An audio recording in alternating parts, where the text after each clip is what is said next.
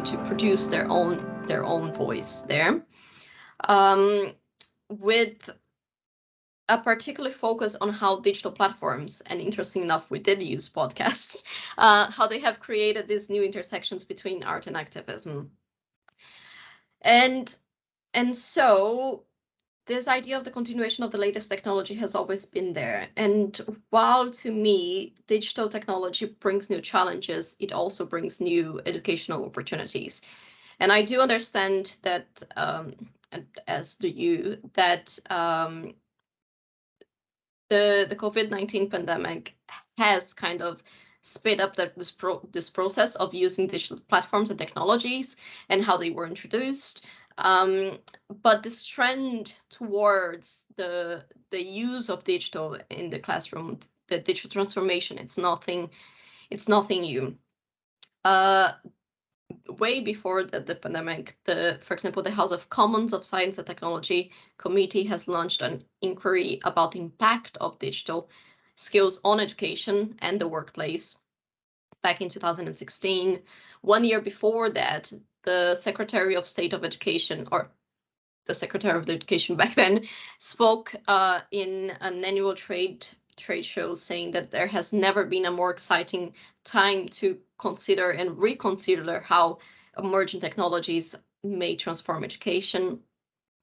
Since then, the Department of Education has published several policy papers, and I could name all of them, but I will not because they are plentiful. And those are only the policy papers. The number of academic articles on the topic is much, much longer, and to be honest, much more interesting at times. But to put it shortly, and I will summarize it here so you don't have to read all these papers, is that digital is kind of everywhere in education, and it's everywhere in education in the present, and it's everywhere in education in the future. But you probably already know this. I'm not saying anything new. So what I'm going to be doing today, it's more about sharing a few examples on how these new technologies can make for interesting, relevant, intelligent contributions to our classroom, to be that social sciences or humanities, and to the issues that they raise about us, about our intelligence, our creativity, our language, our agency, our voice. So this is very much my experience of using technology as an educational tool. I know that you probably have your own,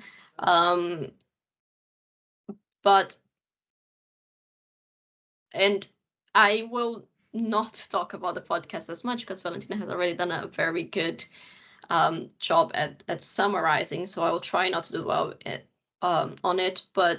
And I find it quite interesting actually that we both are talking, or we both have used podcast heavily. I think it does say a lot about the fact that we both have used it, because I do think that podcast is kind of this future of the creative space, precisely because of things that Valentina has said about giving it agency, giving it ownership to the student about their own education.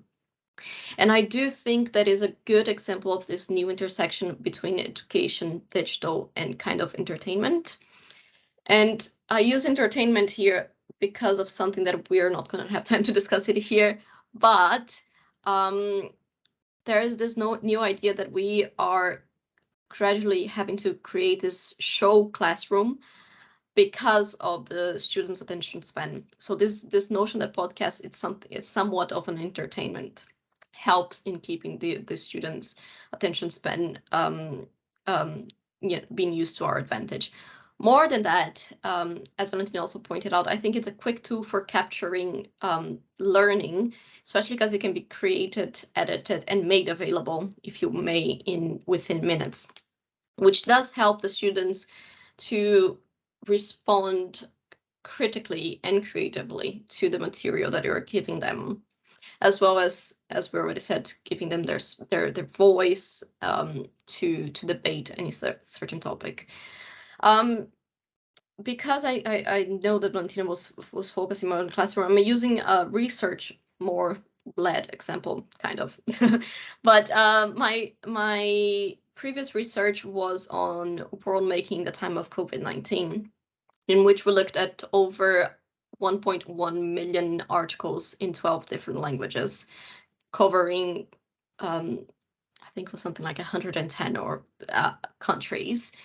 And we used podcasts as a way to share the research findings, one of the ways to share the research findings. So we investigated the narratives of the pandemic, the news narratives of the pandemic. And because I do not speak 12 languages, we did have a group of 19 linguists who helped in some languages. And what we did is we put them in groups to produce episodes for the World Making Time of COVID-19 podcast. And that worked very well because they they all came in to share their findings in a completely different and creative way. And it allowed for a much more interesting conversation, because in the end of the day, it became much more of a conversation than of academic article per se. So there was much more of a collaboration and a clear sense that um, that you could see things that were happening, for example, in Portuguese, also happening in Spanish and Italian, and you could see that there was that in the end of the day, we all have very similar thoughts and very similar ways of creating narratives about a specific subject. But as I said, I'm not going to dwell too much on it. Another digital technology that I have been using extensively, especially at UEL, so those are UEL specific, is social media, broadly speaking. So one of the main uses that we have found so far is to do these bite-size, to the next one because then you can see it better, these bite-size videos on individual journalist bios.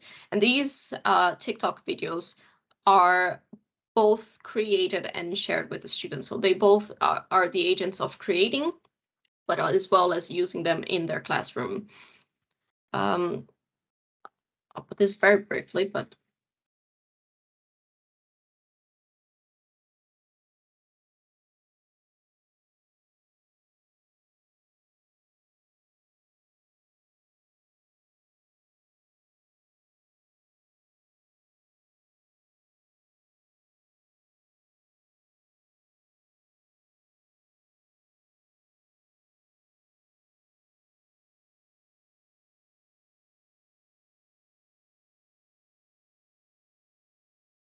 so as you can see, this was created by one of um, students. He was actually a media student, if I remember correctly.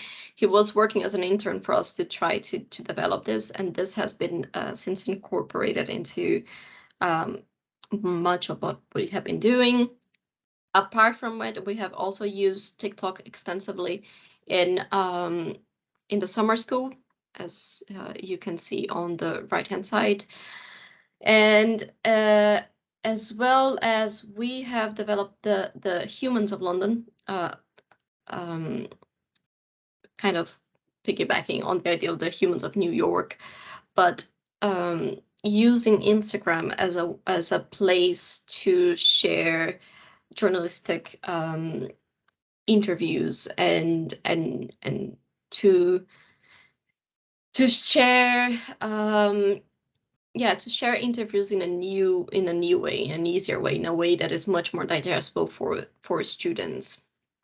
And all three examples have been widely um, accessed by the students, but also it's something that the year in and year out they ask to do more, because it is it is part of their normal day life. Twitter, TikTok, it's part of their normal day life, so it's a way of using it. And more than that, and I always joke about this, I joke, but I'm being very serious here. I often like to use, especially TikTok, I often like to use the algorithm that TikTok has to my own benefit. So the more I ask students to create TikTok and to use TikTok, the more TikTok thinks that the students are interested in educational videos and in these types of videos, the more they start showing these kind of things to the students. So it's a way to get the students not to use TikTok for an educational purposes as well. But don't tell my students that I do that. But that is, I think that's one of the reasons why social media is kind of a big tool to be used in the classroom, because it does, because the algorithm also always will be showing interesting stuff to the students. But other digital aspects include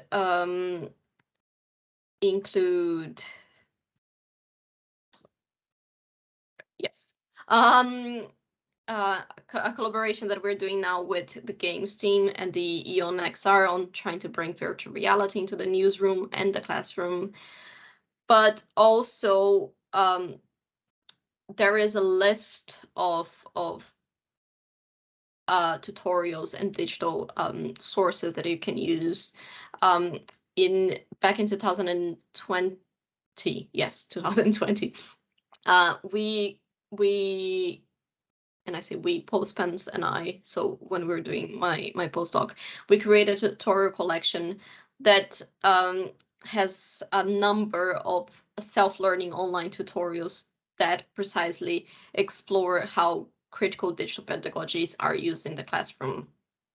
So this tutorial, they came from a 2 days writing sprint that it was a physical event when we could from 2019, so before the pandemic. And it aimed at producing a variety of open educational resources that highlighted the use of digital tools in the classroom. So if you go to the tutorial collection, you can see things from how to make digital videos, very, very broadly, to using things like Adobe Spark Video to explore Chinese poetry, to using WeChat, so the WhatsApp like platform that is widely used in China, how to use that um, to simulate a business environment and to get students to learn about business. To finally to using Scalar. I don't know if any of you have used. I haven't used an extensive either, but to create this kind of a library resources. So really, and I'm wrapping up. I promise. I guess what I'm saying here is that rather than being presented as a single solution, I think digital technologies, be that podcast, social media, or whatever you want, is presented as one part of the entire thing. Um, I think we should strive to incorporate it into the classroom, but obviously not thinking that it's a magical solution, and definitely not thinking that it's the only thing that needs to be. It needs to be of a much more um, um, the solution needs to come from a lot of different methods and a lot of different ways of incorporating it into the classroom. So thank you. I feel like I've been over time. I apologize for that, but I think we're okay. I think we have looking at the believe we have till 12:45, so you're not okay. That's yeah, I yeah. thought it was So twelve thirty, there is and I time tried to rush, but there is time allocated for questions. Um, Again, Renata, very interesting, diverse use of technology, digital technology in teaching and your teaching practice. Um, I do like the idea of using social media algorithms to introduce more educational aspects to students. I have two teenage boys myself. I will try and embed that. it Um, works. It does work. I often try to give them after class as something to check, because the more they look at it, the more they it keeps popping up. Oh, you like this? Oh, maybe you should try this. And I'm like, yeah. okay, so yeah, I think is there any questions? We have a few minutes, but we have, I think people have gone to lunch early.